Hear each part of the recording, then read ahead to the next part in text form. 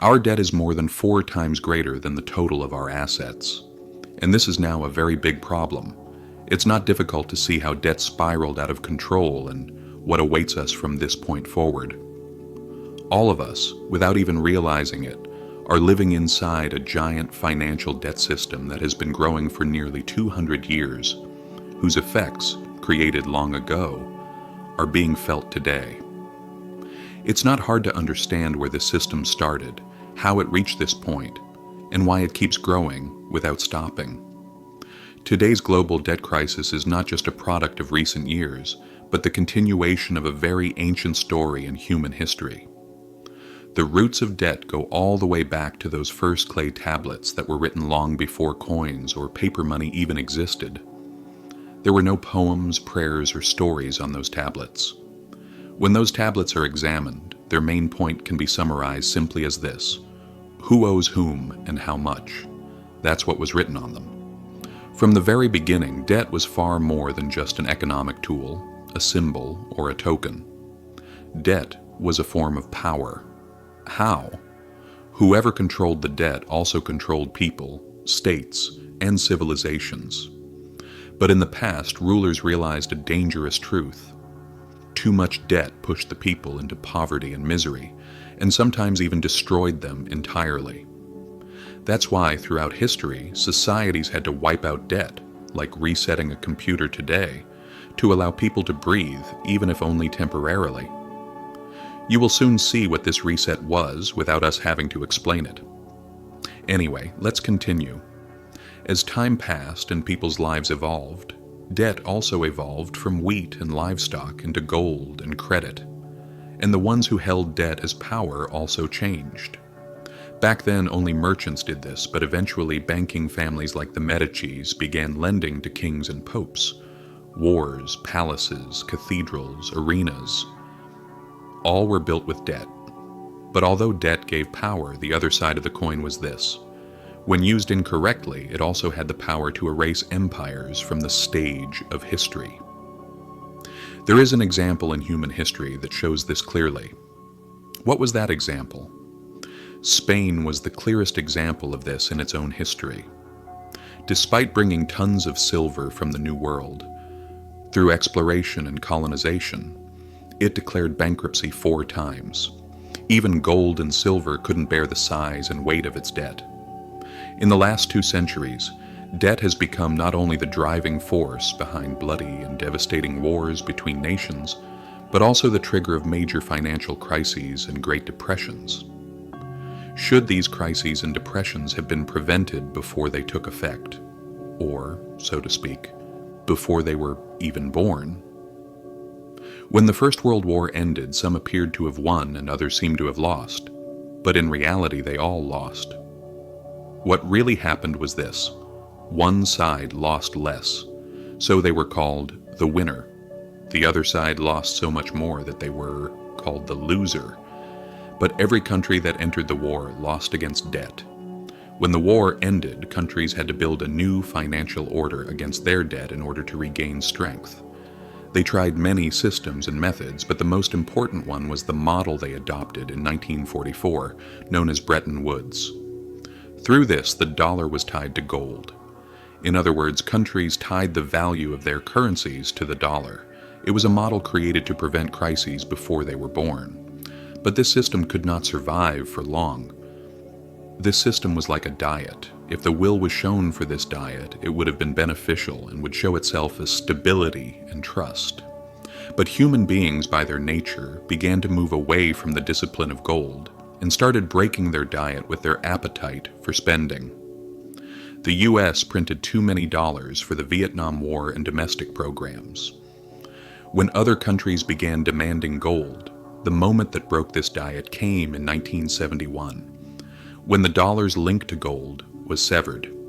In simple terms, when the chain that limited and restrained humanity's appetite for borrowing was broken, the brakes on debt were completely removed. What did this mean? It meant this: when the tangible connection between money, meaning trust, and gold was broken, debt became something entirely dependent on the abstract, empty words of those who governed the state, yet something with unlimited power. At this point, history shows us with thousands of examples how people deceive with their words to protect their own interests. And now money began to be valued only according to these words. This was the beginning of such a period. Because of this, central banks belonging to governments saw that the barrier in front of them had been removed, and by lowering interest rates, they pushed people, companies, and nations into more debt. Now, when the economy slowed down, instead of producing solutions or reforming, the answer once again became debt. The system was designed and established so well that even when a crisis broke out, instead of saving the people, the system saved itself again with new debt.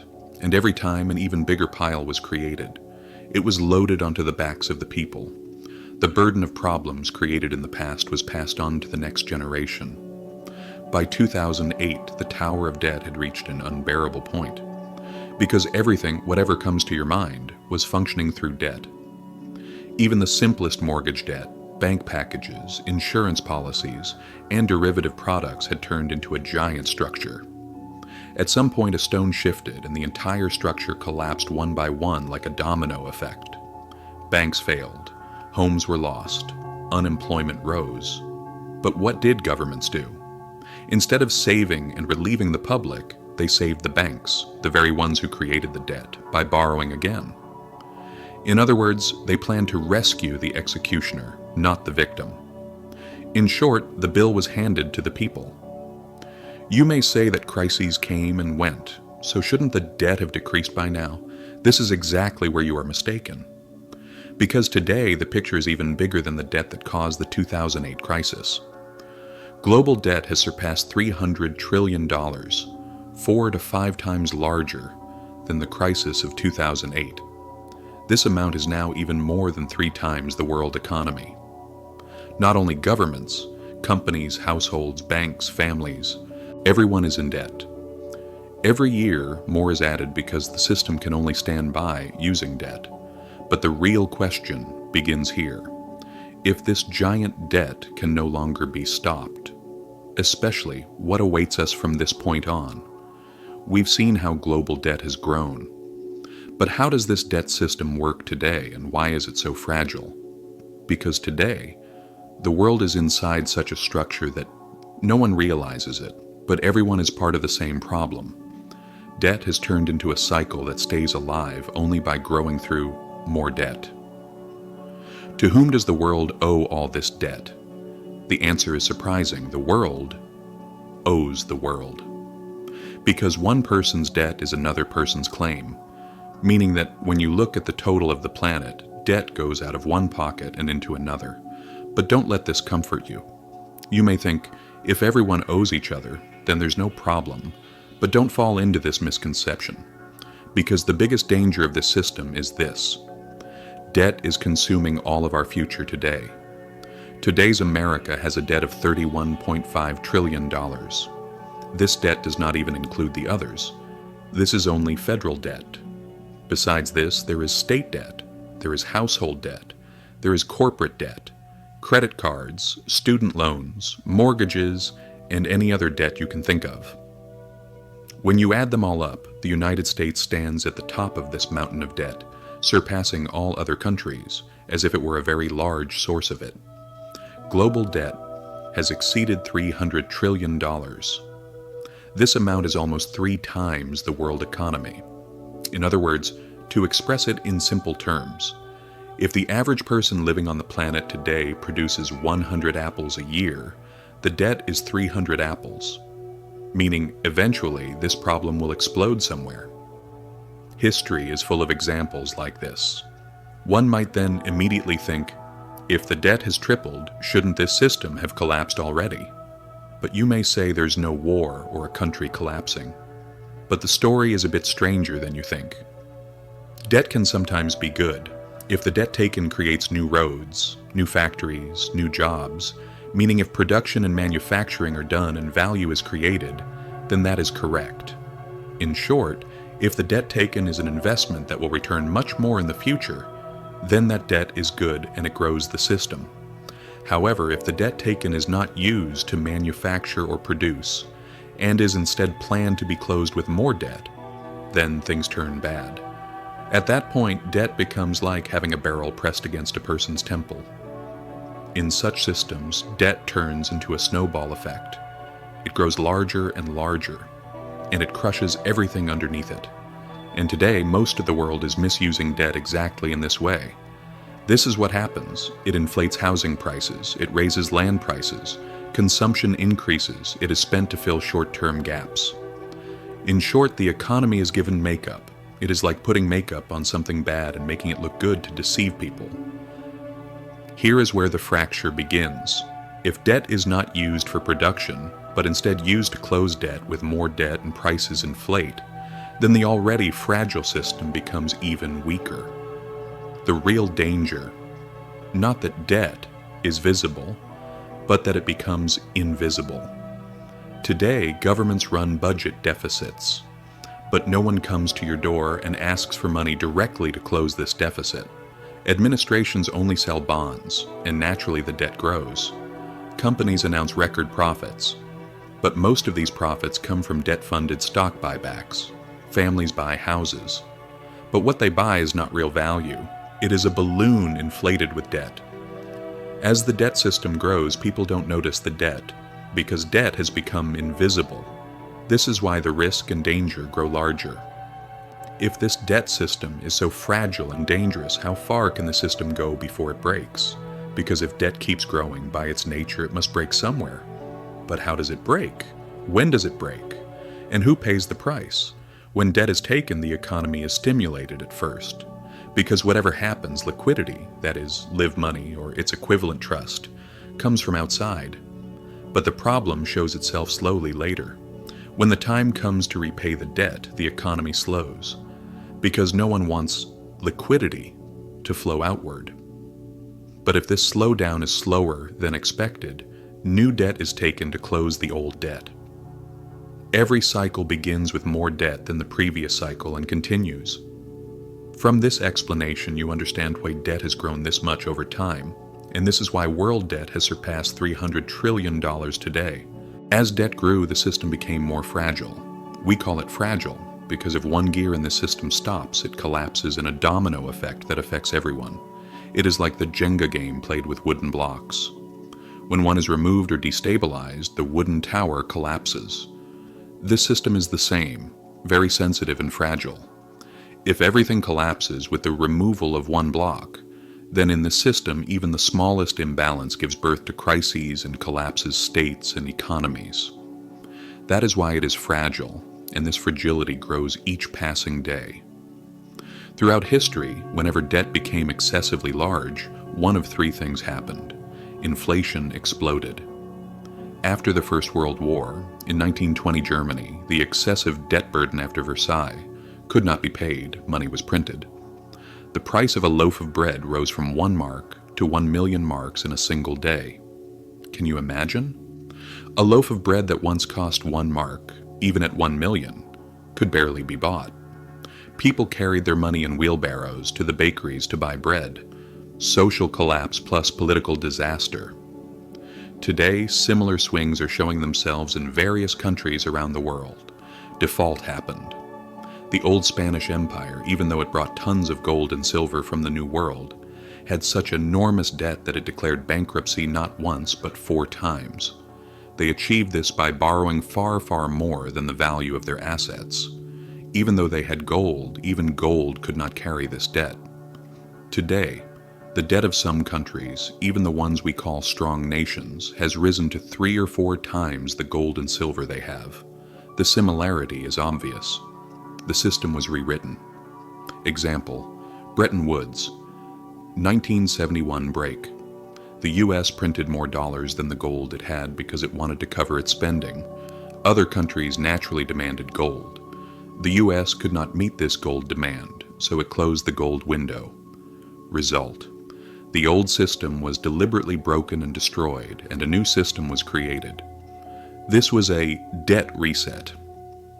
Now you better understand what the financial reset we discussed earlier means. But aside from this, there are 2 other types of reset: wars and collapses. We have seen these on the stage of history many times, and we continue to see them today. These 3 methods show that throughout history, debt has always ended in the same way you mentioned in your texts. Debt grows, the system cannot carry it, a reset comes. One way or another, a reset always comes. So where are we today in this same cycle? And will it reset? If we express today's world with some numbers, global debt, $300 trillion. The world economy, $100 trillion average debt per person. $40,000 average production per person. $10,000. Today, people, companies, governments, everyone is living with a burden 4 times bigger than the total value we have in our hands. Debt is 4 times larger than our total assets. This picture overlaps 1-to-1 with past historical examples. When the size of the debt becomes more than what the economy can carry, the system breaks. This is as inevitable and certain as death. Those who do not correct this, states and systems, face known consequences. Just like Germany, just like Spain, just like 1971, just like 2008. A reset can arrive at any moment.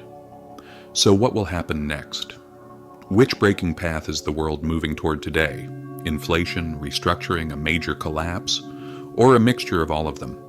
And more importantly, when this break happens, how will we protect ourselves?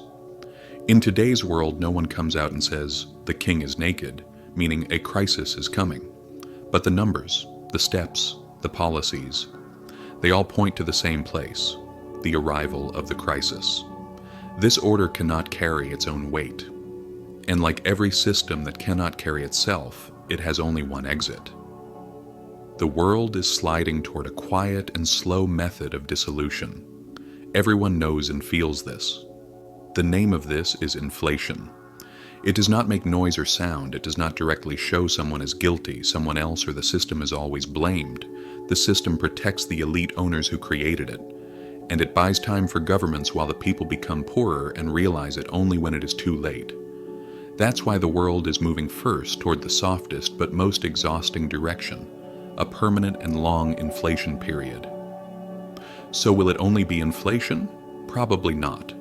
Because debt is not only growing, although it seems to age, it actually becomes younger and grows stronger.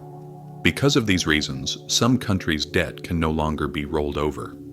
Some companies cannot turn over their debt and declare concordat or bankruptcy and shut down. Some people cannot pay the debt they took. Families collapse and lives fade away. For those who cannot pay, the second path will come into play, restructuring. Debts will be erased, maturities will be extended, some creditors will inevitably take losses, some debts will be written off as if they never existed. This is also a silent reset. Inflation. The first shock, restructurings. The second shock. And these 2 shocks could be the harbinger of a major break. The strong are protected. Just like the laws of the wild forest, the strong survive. Those who created the system survive and even come out stronger, but the real price is paid by the millions of ordinary salaried people. Because governments save themselves. And while doing so, they present decorated packages to the public, but in essence they save themselves. Large companies are restructured. Their old debts are erased or reduced, or very long-term payment plans are given to favor them. Banks are supported. Because governments take their loans from banks to run their affairs. Those who govern leave office, but are placed in other positions. Only the display window in front of the public is changed. But ordinary people keep working, and the debt invisibly shifts not only onto their shoulders, but onto their souls and bodies. So then what is the answer to, how will we protect ourselves? The way to protect yourself from debt is not to run away from debt or reject it. It is to see the truth and accumulate the right thing. To know how you can use it. And we are not saying save money, because money is already an illusion created by governments.